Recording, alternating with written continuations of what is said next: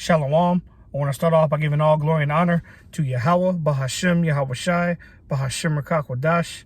Double honors to the apostles and elders of Great Millstone who rule well, and peace and salutations to the hopeful elect who are continuing to fight and teach this thing of ours in truth and sincerity. I'm the brother Not Dispise with GMS Ancient of Days in Los Angeles, currently teaching with the small sanctuary in Inglewood. And today, through the Spirit, I want to get into a lesson that's going into admonishment. Okay, now what inspired this lesson is the recent upload of Apostle Dahar exhorting brothers to continue to do this work diligently. Okay, now true indeed, us coming to this truth all have our own lots in the Spirit. Okay, and our different measures of faith and our different measures of talent. But as Apostle Dahar said, those of us that are within the ranks of Great Millstone, okay, should have that unction to teach. Why? Because we are a camp of prophets. And what do prophets do? They prophesy. Okay? And we're coming into the time now where it's the worst time to be lukewarm. Not that there was ever a good time to be lukewarm, but when you see that all these prophecies, okay, are on the brink of being fulfilled, the last prophecies, I should say, okay, before the return of Yahweh Shai, you should be that more fervent to be putting your best foot forward in this truth now more than ever. Okay, now the thing about admonishment is sometimes it can come harsh and sometimes it can come soft. Okay, but it's all done, okay, especially us within the ranks of Great Millstone, it is all done, okay, from a place of love. Okay, because open rebuke is better than secret love, as the scriptures say. Okay, and Apostle Dahar comes down with these decrees, okay, to light a fire under us spiritually, okay, so that we can continue to push forward and make our calling and election sure. Okay, now with that being said, what I want to do is I want to get into the three main facets of admonishment. Okay, just to set the context of this lesson and to better explain what it means and how it applies to us doing this work in truth and sincerity. Okay, here in these last days in Babylon the Great. Okay, the three main facets of admonishment, and as you've seen in the beginning of the lesson, the actual definition, which is to advise or to counsel, okay, or to warn someone strongly. Okay, and like I said, that's both sides of the totem pole, because you have some brothers that come soft and some brothers that come more rough. Okay, but the basis of admonishment is coming from a place of love, because at the end of the day, if we didn't care, we wouldn't warn you, okay, of the judgment that's about to come. We wouldn't warn you of the judgment that's going to come upon us, okay, if we don't do, okay, our said measure in this truth. Okay, now with that being said, I don't want to keep rambling on, but I want to get into the three main facets of admonishment, and that's exhortation, okay, warning and advising, and rebuking. Okay, those are the three main facets of admonishment, and we are all held accountable here at Great Millstone.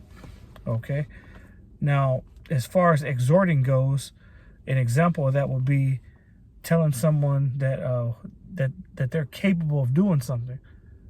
Okay, basically uplifting them and edifying them, which when you go into the word edification, it goes into building up. Okay, encouraging bros, right? And I want to get Titus 1 and 9 to prove that point through the Spirit. This is the book of Titus, chapter 1, verse 9. And this goes into the qualifications of being a minister. Okay, and we are the ministers of Yahweh Bahashem Yahweh Shai.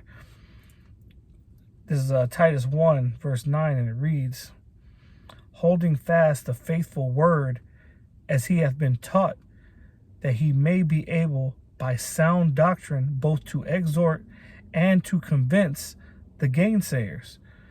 Okay, and this is the truth as it's taught by Great Millstone. You'll oftentimes hear the apostles say that we are the avant-garde of this truth. Okay, and the closer and closer we get to the fulfillment of these prophecies, to great judgment and also great deliverance, the more and more that's going to be known and be seen across the globe. It's only a matter of time before Yahweh Shai exhorts his men. Okay, I'm going to read that again, Titus 1 and 9.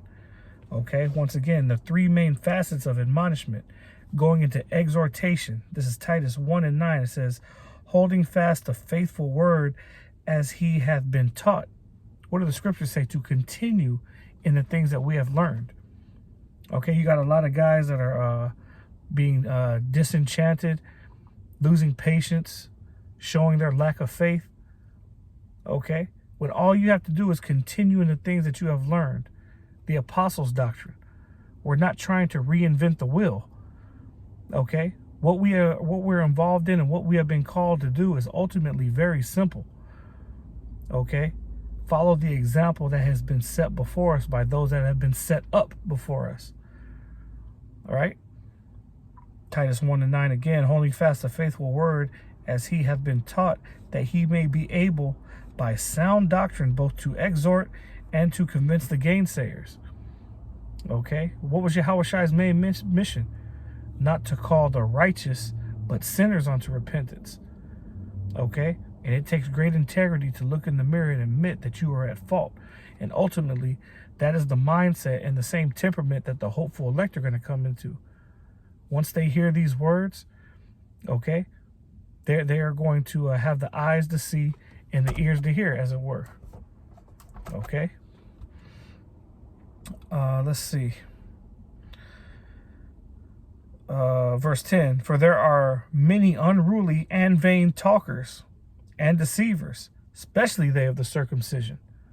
So there are those that know this truth that have been set up to be distractions, that have been set up to sell out. Okay, that have been predestined to that particular condemnation. Because as beautiful as it is to know you're an Israelite, okay, knowing is only half the battle. Okay, we have been in this captivity and been destitute and been stagnant as a people for so long that we forgot who we were. So when we wake up to the truth of who we are according to the scriptures, you so-called Negroes, so-called Hispanics, and so-called Native Americans, it's a beautiful thing to hear that acknowledgement. But just like during the time of Yahushua when he was on the scene, the wicked scribes, Pharisees, zealots, Sadducees, they all knew they were Israelites, but the majority of them didn't believe in Hamashiach. And that's the point.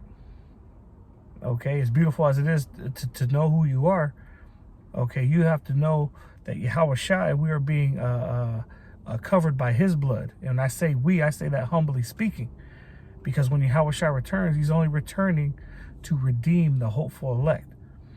Okay, now going into warning and advising, that's an example of telling someone or showing someone how to do a particular thing. Okay, and that's exactly what the apostles and elders have been set up to do. They are teaching and showing and leading by example about how to move in this thing of ours.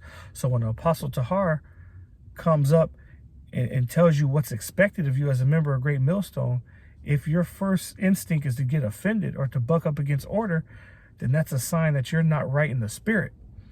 Okay? So let's get 1 Thessalonians 5, beginning at verse 12.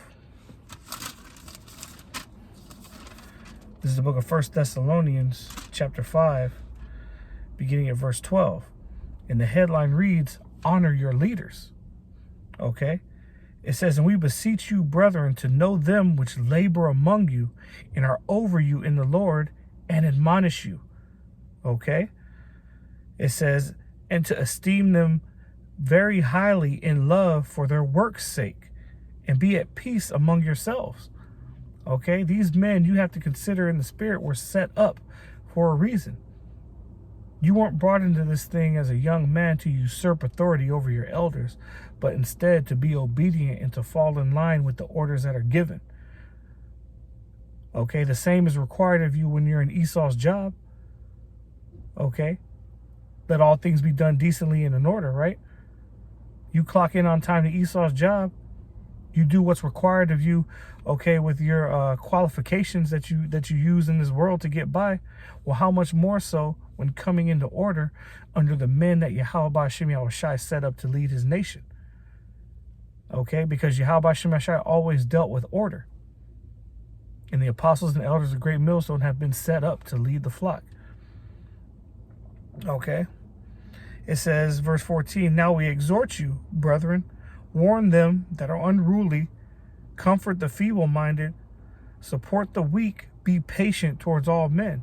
And these are all the temperaments we are to adapt when we go out and teach the masses, particularly our people, because we are coming against a very hard-necked and stiff-necked people, the Israelites. So these are the characteristics we are to adopt to a certain extent, because there's a balance to all things. We're in the time now in prophecy where, as Elder High Priest Yahweh once famously said, if a nigga can't get it, we're moving on. Apostle Tahar has even harped in his most recent videos and in videos prior that those that are waking up to this truth are going to have to get it quickly and be of a quick understanding. Okay, because things are moving fast and we're no longer in the time where we could tarry. Okay, unless you come across a brother that's willing to, break the scriptures down, accordingly. For the most part, videos of these precepts and these breakdowns are all across YouTube.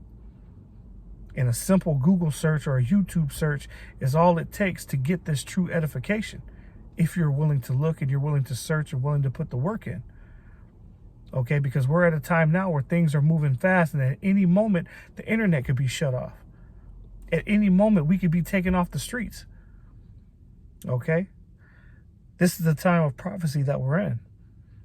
Verse 15, it says, see that none render evil for evil unto any man, but ever follow that which is good, both among yourselves and to all men. And the apostles and elders are the perfect examples on how to be in this truth and how to conduct yourself, especially when it comes to those that are willing to learn and willing to listen, and those that are on contrary to that. Okay, now the last part of admonishment is rebuke. Basically, when you're telling someone what not to do. And oftentimes when you do that, the flesh takes over. Because at the end of the day, we're all in this sinful flesh and we're all men. Okay? But sometimes you have to set aside your pride and consider that the things that are being said to you are being said because the Spirit is working through that man. Okay? And with that, we're going to get Titus 3 and 10. Okay? This is the book of Titus, chapter 3, verse 10. And when you go and read Titus, the 3rd chapter, the headline reads, Instructions for Teaching, which, once again, all members that are in Great Millstone are expected to be built up to be teachers. We're being groomed to be leaders. Okay? This is Titus 3 and 10, and it reads, a man that is an heretic after the first and second admonition reject, knowing that he that is such is subverted and sinneth, being condemned of himself. Okay, so as the scriptures say, in the mouth of 2 or 3 witnesses, you have to consider that Yahushua is among them. And if you are still not listening to sound counsel, okay, then we are not outside of our rights to rebuke you. Okay, so with that being said, those are the 3 different facets of admonishment. Okay, and I brought the scriptures out to prove that admonishment is not a bad thing. Okay, admonishment should, okay, for all intents and purposes, inspire you and implore you to want to do better and want to be better. Nobody likes being rebuked. Okay, but sometimes rebuke is necessary to set us on the right path. Okay, now let's get 1 Corinthians 12 and 25. 1 Corinthians chapter 12, verse 25, which reads, let's see, I'll begin at verse 22. Okay, and this is basically going into the body and its various members, because as I said before, we're all coming to this truth with different spirits and different lots in the spirit. Not everybody's going to have that fervent, fiery spirit of Apostle Tahar, but we're not supposed to come in this thing and be stagnant. We're supposed to grow, okay? And that growth is supposed to be shown by our actions, okay, which proves our faith at the end of the day. We're not supposed to be on the same level as we were when we first came into this thing. And that should go without reason. or that, that should go without saying. But I'm again at 1 Corinthians 12, verse 22. It says, nay, much more those members of the body which seem to be more feeble are necessary. Okay, because you have different parts of the body.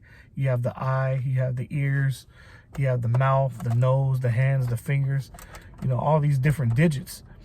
Okay, and they all serve their purpose. But the important thing is they are all part of the same body. So regardless of what function you have been given that function for a reason. So Yahweh Shemashai placed us in our particular orders. We are supposed to do that which is required of us, and do that to perfection. Don't try to copy or mimic the spirit of another brother. Be yourself, but be yourself in truth and sincerity. Verse 23, and those members of the body which we think to be less honorable, upon these we bestow more abundant honor, and our uncomely parts have more abundant comeliness. For our comely parts have no need, but the Most High hath tempered the body together, having given more abundant honor to that part which lacked, that there should be no schism in the body, but that the members should have the same care one for another. Okay? So basically, play your role. Stay in your lane. Okay? And keep continuing doing the things that got you to this point in the spirit. Okay? Because there's a great sifting that's going on, and that's how it's always been, before and after the Passat. Okay? Let's get let's see. Let's get Galatians 5 and 9, which is very important to remember in these times that we're in now. You just read, let there be no schism in the body. Well, here's Galatians 5 and 9. Let's read what this says. It says, a little leaven leaveneth the whole lump.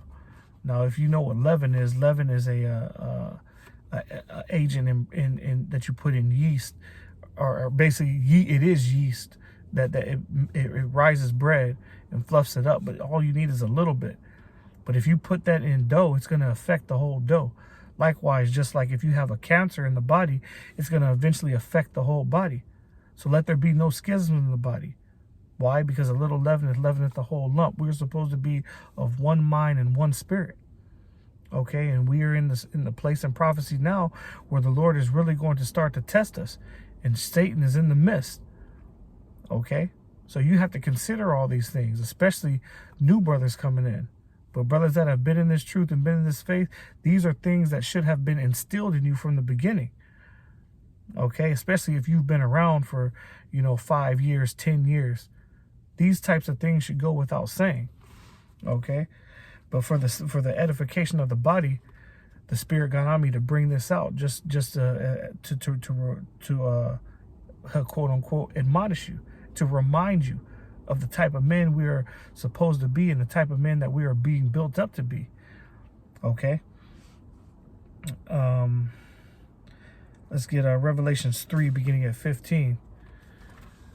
Another important facet of this truth that we need to constantly remind ourselves when we get that spirit of being lackadaisical, okay, or we let the affairs and the cares of this world shift us from the importance of this truth. We have to always remember to keep the main thing the main thing. And this is Revelations 3, verse 15. Okay, and this is red letter. So these are the words of Yahweh Shai himself. It says, I know thy works, that thou art neither cold nor hot. I would thou wert cold or hot. So Yahweh Shai is basically saying, I know those that are fervent for this truth, and I know those that are bullshitting. Okay? He said, I would rather that you be one or the other. Okay? Yahweh Shai is drawing a line in the sand. Either you're with him or you're not. There is no gray area. There is no room to be lukewarm. Verse 16. So then, because thou art lukewarm, and neither cold nor hot, I will spew thee out of my mouth. And we are in a time of great sifting. Okay? The scopeo, the scope is on all great millstone camps. And brothers are being found out. And it's being brought to light. Okay? Are you going to fold under the pressure? Or are you going to accept the challenge and continue forward in this race? Only you can answer that question through the Spirit. Okay? Let's get 1 Corinthians 2 and 4, and we'll end it here through the Spirit. The book of 1 Corinthians chapter 2, verse 4. Let's see. No, 2 and 14, Salakia. 1 Corinthians 2, verse 14, it says, "But the natural man receiveth not the things of the Spirit of the Most High, for they are foolishness unto him. Neither can he know them, because they are spiritually discerned." Okay? That means you lack spiritual foresight. You're too in tune to the ways of this world and not the ways of Yahweh Hashem Yahushai. That's why Great Millstone Los Angeles is known for the mantra, study, fast, pray, and work out. These are the things that keep us honest during the week. Okay, it's not just a Saturday thing. It's not just something where we get together on the weekends. It's not a hangout. Okay, this is really life or death. And the Spirit is finding out those who are really for Yahweh Hashem Yahushai and those who have just been coasting, trying to catch a free ride. The admonishment has gone out. Who's going to answer the call? With that, I want to give all glory and honor to Yahweh, Bahashem Yahushai, Bahashem Rakakwadash. Double honors to the apostles and elders of Great Millstone who rule well. And peace and salutations to the hopeful elect who are continuing to fight and teach this thing of ours in truth and sincerity. This has been your brother Not Dispise. Until the next lesson, Shalom.